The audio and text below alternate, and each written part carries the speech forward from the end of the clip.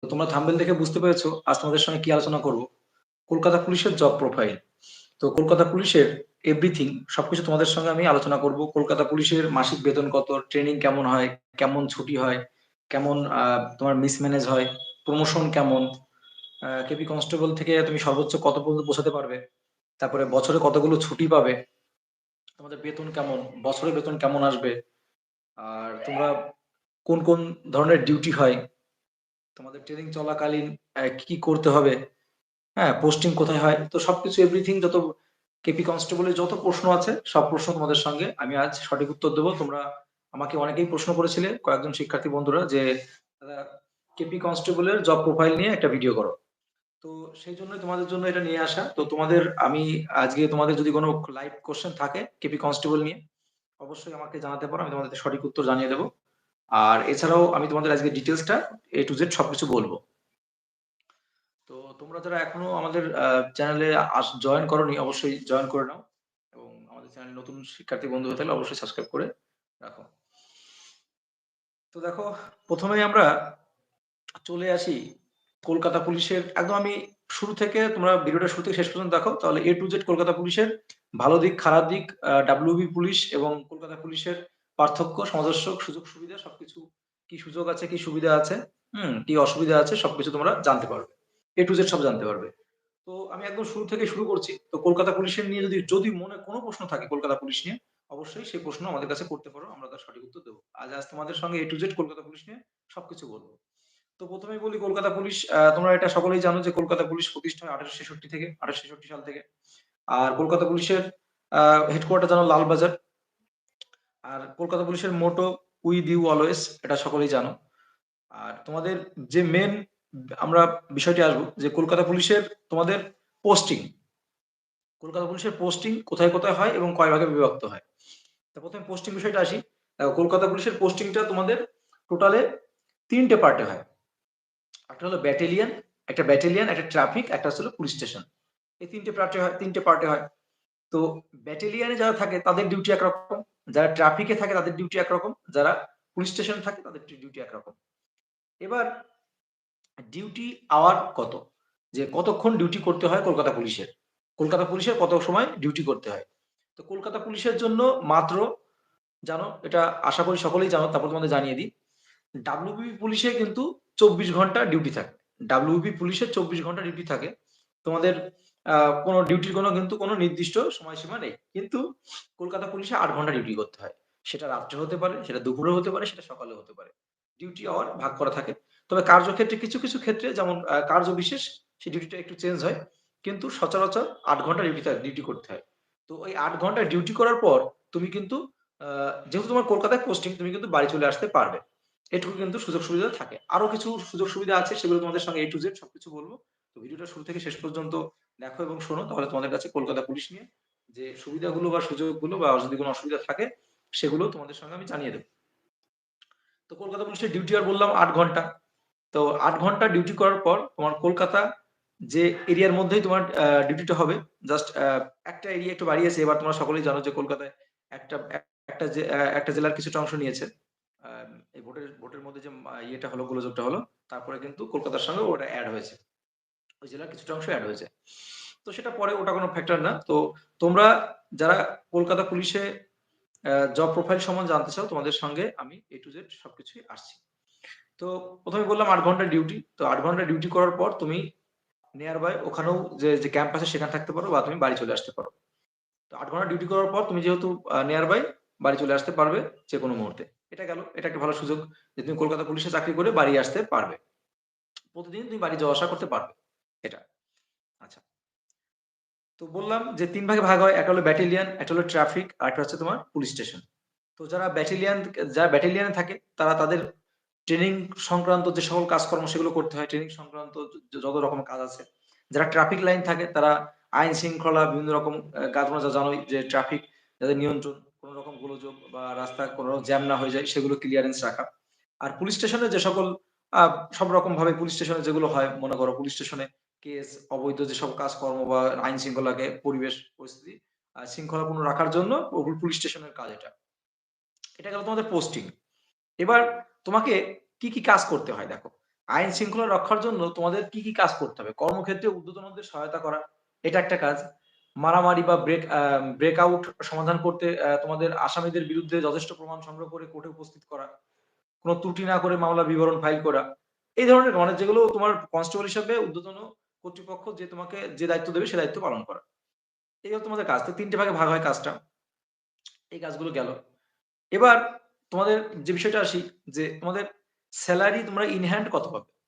তোমাদের ট্রেনিং পিরিয়ডে কত পাবে? আর ট্রেনিং এর পরে কত পাবে? আর তোমাদের সঙ্গে আরো কিছু বলব, খুব সুন্দর কিছু কথা বলব যে কলকাতা পুলিশের একটা দারুণ মিউচুয়াল আছে, সেটা তোমাদের সঙ্গে আমি জানাবো। তো তার আগে তোমাদের একটু জানিয়ে দিই যে তোমাদের কলকাতা পুলিশের তোমাদের বেসিক সেলারি কত? দেখো বেসিক সেলারি তো বেসিক পে হচ্ছে হলো 22,700। এর সঙ্গে তোমাদের ডিএ যোগ হবে 681, মেডিকেল যোগ হবে 500, এইচআরএ যোগ হবে 2,724। হ্যাঁ? সিটি অ্যালাওয়েন্স এটা কিন্তু শুধুমাত্র তোমাদের সিটি অ্যালাওয়েন্সটা শুধুমাত্র কিন্তু কলকাতা পুলিশদেরই দেওয়া হয়। যেহেতু মেট্রোপলিটন শহর আমাদের রাজধানী, এইজন্য কিন্তু সিটি অ্যালাউন্সটা দেওয়া হয়। কিন্তু রাজ্য ওয়েস্ট বেঙ্গল পুলিশের কিন্তু কোনো সিটি অ্যালাউন্স দেওয়া হয় না। রেশন পাবে 1500। উম তো এটা দিয়ে টোটাল তোমার অ্যাপ্রক্সিমেটলি ধরে নাও তোমাদের বেতন আসবে ২৯,৬০৫ টাকা। অ্যাপ্রক্সিমেটলি ২৯,৬০৫ টাকা এটা কিন্তু টোটাল বেতন আসবে। এবার তোমরা এই ২৯,৭০৫ টাকা হাতে পাবে না। এখান থেকে তোমাদের ট্যাক্স, পিএফ, হ্যাঁ, প্রভিডেন্ট ফান্ড বাবদ তোমাদের কিন্তু মোটামুটি ১৫০০ থেকে ১৬০০ বা ২০০০ যেরকম কাটায় সেরকম কাটবে। মোটামুটি ধরে নাও তোমাদের ওই আফটার পোস্টিং এর পরে মোটামুটি এই ২৭ থেকে ২৮,০০০ টাকা মতো হাতে পাচ্ছ। হাতে পাবে। আচ্ছা, আর যখন ট্রেনিং পিরিয়ড চলবে, তখন তোমাদের হাতে কেমন আসবে? ইন হ্যান্ড, একদম ইন হ্যান্ড। তো ট্রেনিং পিরিয়ড তোমাদের একটা খরচ আছে, যারা ডাব্লিউপি কনস্টেবল আছে তারা জানো। যে ইউনিফর্ম, ব্যাগ, তারপরে তোমাদের PT dress, winter jacket, shoes মানে এভরিথিং সবকিছু কিন্তু ওখান থেকে কিনতে হয়। সব সেই টাকাটাও কিন্তু তোমাদের ওই আ তোমাদের যে ইয়েটা আছে সেখান থেকে কিন্তু কেটে নেয়। তোমাদের যে আম আম টোটাল যে বেতনটা সেখান থেকে কিন্তু কাটে। তো সেখানে তোমাদের টোটালে আ ৳৫,০০০ মতো কিন্তু কাটবে। ৫,০০০ ৳৫,৫০০ পর্যন্ত কেটে যায়। তো তোমরা ট্রেনিং পিরিয়ডে ইন হ্যান্ড ২১,০০০ ওই ৳৭০০ মতো হাতে পাবে। ২১,৭০০ মতো ইন হ্যান্ড হাতে পাবে। আচ্ছা। তারপর দেখো, যখন তোমরা এটা সকলেই জানো যে কলকাতা পুলিশ বা পুলিশ ডিফেন্স লাইনে কিন্তু এরা কি? এরা কিন্তু ১৪ মাসের বেতন পায়। তোমরা জানো? এরা কিন্তু ২ মাস এক্সট্রা বেতন পায়। তো সেখান দ্বারাই আমি যদি ধরি যে তোমাদের মান্থলি বেতন ৳৮,১০৫ তাহলে টোটাল ১২ মাসে যদি আমি হিসাব করি তাহলে টোটালে ওই অ্যাপ্রক্সিমেটলি হিসাব করলে পরে তোমার বেসিক পে যদি সবকিছু টোটাল এড করি, এড করে ওই ৳৩,৯০,০০০ মতো তোমার ইন হ্যান্ড বছরান্তে তুমি হাতে পাবে। তো এটা গেল। আচ্ছা, এবারে মেইন যে বিষয় ছুটির বিষয়টা আসি, যেটা সবারই একটাই প্রশ্ন যে দাদা ছুটি। তো ছুটি দেখো তোমাদের ইএল থাকে ৩০ টা, মানে ইয়ারলি, আমি বছরের হিসাব বলছি। তারপরে আ এমনি মাসিক ছুটি কেমন হয় সেটা বলব। দেখো তোমাদের ইএল থাকে ৩০ টা, সিএল থাকে ১৪ টা, আর তোমাদের সিসিএল থাকে ১০ টা। তো সিসিএল তোমরা কেমন? সিসিএল তোমরা ওই বছরে একবারও নিতে পারো, আবার ভেঙেও নিতে পারো। সেটা তোমার উপর ডিপেন্ড করবে। তো বছরে একবারও তুমি ১০ টা মানে একবারও নিতে পারো, আবার ভেঙে নিতে পারো। সিসিএল টা এরকম। ওটা ১ বছর মেয়াদ থাকে সিসিএল এর। তাহলে মোট তোমার দেখো ৩০, ৪০, আ এদিকে হচ্ছে হলো ৫০, ৫৪। টোটালে তোমাদের ৫৪ টা ছুটি থাকে বছরান্তে। এটা হচ্ছে হলো অফিসিয়াল ভাবে। অফিসিয়াল ভাবে ছুটি থাকে ৫৪ টা। এবার প্রশ্ন হচ্ছে হলো যে তাহলে আনঅফিসিয়াল কোনো ছুটি আছে কিনা? দেখো অফিসিয়াল ভাবে ৫৪ টা ছুটিই থাকে। কিন্তু তোমাদের ম্যানেজমেন্ট করে কিন্তু অনেক ছুটি কাটানো যায়। অনেক ছুটি কাটানো যায়। এরকম আমার কাছে এরকম তথ্য আছে যে প্রতি সপ্তাহে কিন্তু তোমরা ম্যানেজমেন্টের মাধ্যমে ম্যানেজমেন্ট করে মানে নিজেদের মধ্যে ইয়ে করে কম্প্রোমাইজ করে কিন্তু সপ্তাহে ১ দিন করে ছুটি বার করে নেয় কলকাতা পুলিশের যারা কনস্টেবল পদে আছে। এরকম কিন্তু তথ্য আমার কাছে আছে। আমি এইজন্যই বলছি, এমনি অফিসিয়াল যদি ছুটি ধরা হয় তাহলে কিন্তু ৫৪ টা ছুটি থাকে। কিন্তু তোমরা আ যদি মনে করো তোমরা যেখানে পোস্টিং হবে সেখানে নিজেদের মধ্যে মিউচুয়াল এর মাধ্যমে তোমরা কিন্তু সপ্তাহে ১ টা করে ছুটি বার করতে পারো বা ১ টা করে ছুটি পায়। ঠিক আছে? তো সপ্তাহে ১ টা করে সপ্তাহে ১ টা মানে থাকেই, ছুটি হয়েই যায়। ঠিক আছে? এভাবে হয়ে যায়। কলকাতা পুলিশে যারা আছে তাদের সপ্তাহে ১ টা করে ছুটি হয়ে যায়। তো এই বিষয়টা খুবই ভালো কলকাতা পুলিশের। কলকাতা পুলিশের সবচেয়ে বড় সুযোগ সুবিধা যে তুমি কলকাতার মধ্যেই তোমার পোস্টিং থাকবে। যেখানেই ট্রান্সফার হোক কলকাতার মধ্যেই তোমাকে থাকতে হবে। কলকাতার বাইরে তো তোমাকে নেবে না। কলকাতার মধ্যেই রাখবে। আর পোস্টিংটা ৩ ভাগে ভাগ হয়। এবার তুমি অনেকে প্রশ্ন করবে, দাদা প্রশ্ন করছে, দাদা আমার তাহলে ব্যাটালিয়নে পড়বে, আমার ট্রাফিকে পড়বে নাকি আমার স্টেশনে পুলিশ স্টেশনে পড়বে? দেখো এটা ডিপেন্ড করবে তোমার হচ্ছে হলো তুমি যখন ট্রেনিং কমপ্লিট করবে, ট্রেনিং কমপ্লিট করার পর এটা তোমাদের ইয়ে করা হবে। যে কে কোথায় পড়বে, কিভাবে পড়বে। আর আরেকটা যে বিষয়টি তো আমি যেটা ছুটির বিষয়টা সবাই প্রশ্ন আমাকে করেছিলে যে ছুটিটা কেমন? তো ছুটিটা দেখো এমনি টোটালি তোমরা ৫৪ টা ছুটি পাবে বছরান্তে। এটা হলো অফিসিয়াল, কিন্তু আনঅফিসিয়ালি তোমরা কিন্তু অনেক মিউচুয়াল এর মাধ্যমে আমি এই খবর নিয়েছি বা খবর পেয়েছি। তোমরা কিন্তু সপ্তাহে অন্তত ১ টা করে ছুটি নিতে পারবে। এটা হচ্ছে নিজেদের মধ্যে ম্যানেজমেন্টের মাধ্যমে সপ্তাহে ১ টা করে ছুটি পাওয়া যায়। ঠিক আছে? আর তুমি ডিউটি করে বাড়ি চলে আসতে পারো। তোমার ইচ্ছা। তুমি ৮ ঘন্টা ডিউটি করে বাড়ি চলে আসতে পারো। আবার টাইম মতো পৌঁছালেই হলো। তো কলকাতা তো বাড়ির কাছেই, বেশি দূরে না। তো সেইখানে দাঁড়িয়ে তুমি কিন্তু আ মানে ভালো একটা জব বলতে পারো। Grateful job. অনেক মানে ডাব্লিউবি পুলিশের থেকে আমি এটুকু বলব, ডাব্লিউবি পুলিশ যথেষ্ট ভালো, ঠিক আছে। কিন্তু ডাব্লিউবি পুলিশের ছুটি বা সময়সীমার কোনো বাধ্যবাধকতা নেই। তো এখানে আ কিন্তু বাধ্যবাধকতা আছে। তো তোমরা যারা আ KP constable a pity, PMT pass করেছো, তোমরা কিন্তু অবশ্যই আ মাঠটা ক্লিয়ার করো। কারণ মাঠ ক্লিয়ার করলে ডাব্লিউবি পুলিশের থেকে কনস্টেবল কেপি কনস্টেবল কিন্তু অনেক ভালো। মানে সুযোগ সুবিধা বলো, সব দিক দিয়ে বলো, সেলারির দিক দিয়ে বলো, সব দিক দিয়ে কিন্তু ডাব্লিউবি পুলিশের থেকে একটু বেশি। আর যে ২য় যে বিষয়টি তোমাদের যেটি বলি যে, কনস্টেবল থেকে কত পর্যন্ত তুমি যেতে পারবে? কতদূর পর্যন্ত? দেখো কনস্টেবল থেকে তুমি অনেক উপরে উঠতে পারবে। কিন্তু সচরাচর এটুকুই দেখা যায় যে, কনস্টেবল থেকে মানে এসআই পর্যন্ত যাওয়াটা খুবই ইজি। কিন্তু এসআই এর পরে স্টেপ বাই স্টেপ আ আছে তোমার দেখো নিয়ম অনুসারে আছে অনেক বড় পোস্ট পর্যন্ত যেতে পারবে। কিন্তু কনস্টেবল থেকে এসআই বা ইন্সপেক্টর এই পর্যন্তই যাওয়া পসিবল হয় শেষ পর্যন্ত। কিন্তু নিয়ম অনুসারে অনেকেই আছে, সেটা সকলেই জানো। তো কত বছর পর্যন্ত দেখো এটা তোমার ডিউটি তুমি কেমনভাবে কি করছো তার উপর ডিপেন্ড করে।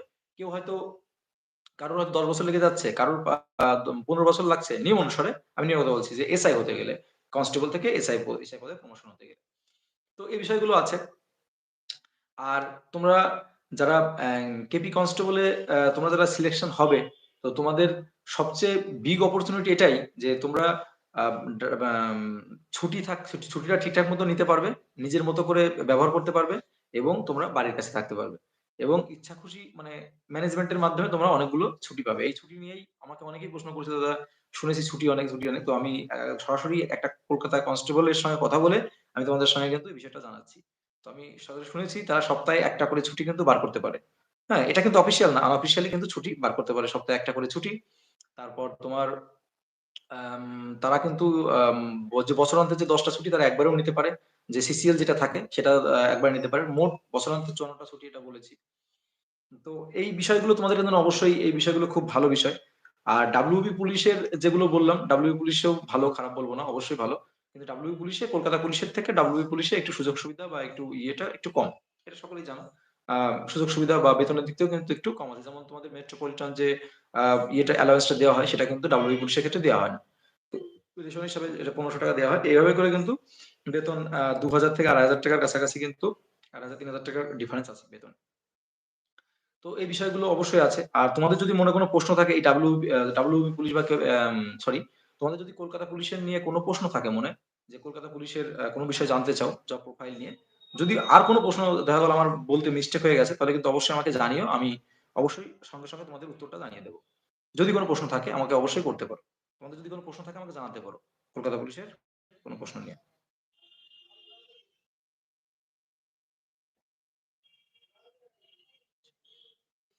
তোমাদের যদি কলকাতা পুলিশ নিয়ে কোনো প্রশ্ন থাকে অবশ্যই আমাকে জানাতে পারো। যেকোনো প্রশ্ন। আচ্ছা, আমাকে একজন প্রশ্ন করেছিলে যে দাদা কলকাতা পুলিশের কলকাতা পুলিশের যে ইন্টারভিউ পরীক্ষার মেইন পরীক্ষার কতদিন পরে রেজাল্ট ইন্টারভিউ দেখো। কলকাতা পুলিশের মেইন পরীক্ষাটা আগে দাও। কলকাতা পুলিশের মেইন পরীক্ষাটা আগে দাও ভালো করে সেটাকে মাথায় রাখো। তো তোমার ইন্টারভিউ পরে কলকাতা পুলিশের মেইন পরীক্ষা দেবে। তারপর রেজাল্ট আউট হবে। তারপরে তো রেজাল্ট আউট হবে। তারপরে তো তোমার ইন্টারভিউ। তো এইটুকু শুধু মাথায় রাখো যে কলকাতায় পুলিশের সবকিছু কিন্তু চটজলদি হবে। এটুকু কিন্তু একদম নিশ্চিত। চটজলদি হবে। আর অনেকে বলেছিলে কাট অফ তো কাট অফ এর কথা এখন ভুলেই যাও। কাট অফ কিছু মাথায় রেখো না এখন এই মুহূর্তে। এখন শুধু মন দিয়ে পড়াশোনাটা করো।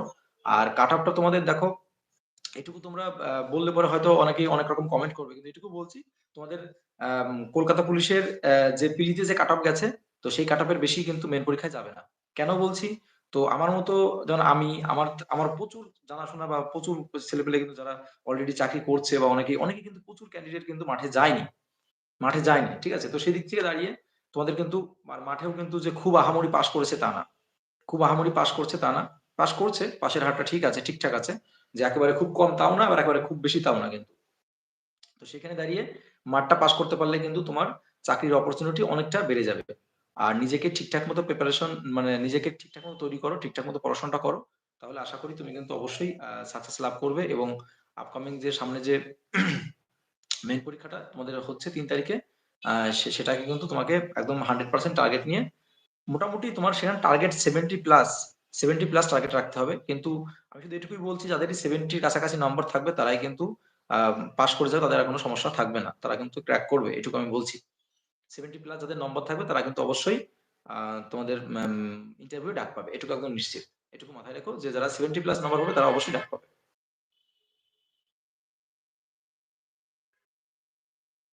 আচ্ছা। আর কেপি কনস্টেবল এর জন্য তোমরা কোন বই কিনবে, কি বই কিনবে সেগুলো কিন্তু আমি আগের ভিডিওতে বলেছি তোমাদের যে কেপি কনস্টেবল এর জন্য তোমাদের কোন বই কিনতে হবে, কি বই পড়তে হবে, কোন প্র্যাকটিস সেট গুলো ভালো, কোন প্র্যাকটিস সেট গুলো পড়লে তোমরা আম ভালো নম্বর তুলতে পারবে, কমন আসবে বেশি। তো সেগুলো আমি বলেছি, সেগুলো আছে। আর তোমাদের দেখো আমি তোমাদের একটু বলি, তোমরা যারা ম্যাথের ক্লাস করো, ম্যাথ বা রিজনিং এর ক্লাস করো, তো তোমাদের ম্যাথের জন্য আমার কাছে পুরো সুবিদাস স্যারের A to Z shortcut plus details এ একদম পুরো ফুল পিডিএফ করা আছে। তো তোমরা সেগুলো আমার কাছ থেকে নিতে পারো। সেগুলো নিলে পরে তোমাদের কিন্তু তোমরা অনেকটা উপকৃত হবে। তো সেগুলো অবশ্যই দেখবে। সেগুলো তোমাদের কিন্তু অনেক কাজে আসবে। আর তোমরা যারা আমাদের এখনো মক টেস্ট গ্রুপে ভর্তি হওনি, কেপি কনস্টেবল এর জন্য যারা মক পরীক্ষা দিতে চাও, তারা অবশ্যই আমাদের মক টেস্ট গ্রুপে ভর্তি হয়ে যাও। সেখান থেকে কিন্তু সরাসরি তোমরা মক পরীক্ষা দিতে পারবে। তো মক পরীক্ষা দিতে হলে অবশ্যই ভর্তি হয়ে যাও। আমরা কিন্তু মক পরীক্ষা শুরু করে দিয়েছি। কয়েকটা পরীক্ষা অলরেডি ৭-৮ টা পরীক্ষা হয়েও গেছে। আমরা কিন্তু আবার শুরু করব। আর পিডিএফটা নেয়ার জন্য, যে পিডিএফ এর কথা বললাম, তো পিডিএফটা নেয়ার জন্য অবশ্যই আমাদের সঙ্গে যোগাযোগ করো। তো তোমরা আশা করি অনেক উপকৃত হবে। আর তোমাদের কিন্তু আমি রেগুলার এভরিথিং সবকিছু তোমাদের দেব, প্রোভাইড করব A to Z। তো এইটুকুই তোমাদের সঙ্গে বলার ছিল যে তোমাদেরকে কলকাতা পুলিশে যে জব প্রোফাইল কেমন বা কি ইটিসি, তো সেই বিষয়ে তোমাদের সঙ্গে বললাম। তোমাদের এছাড়াও যদি কোনো প্রশ্ন থাকে অবশ্যই জানিও। আর এই জন্য আমরা আজকে ভিডিওটি এখানেই শেষ করছি।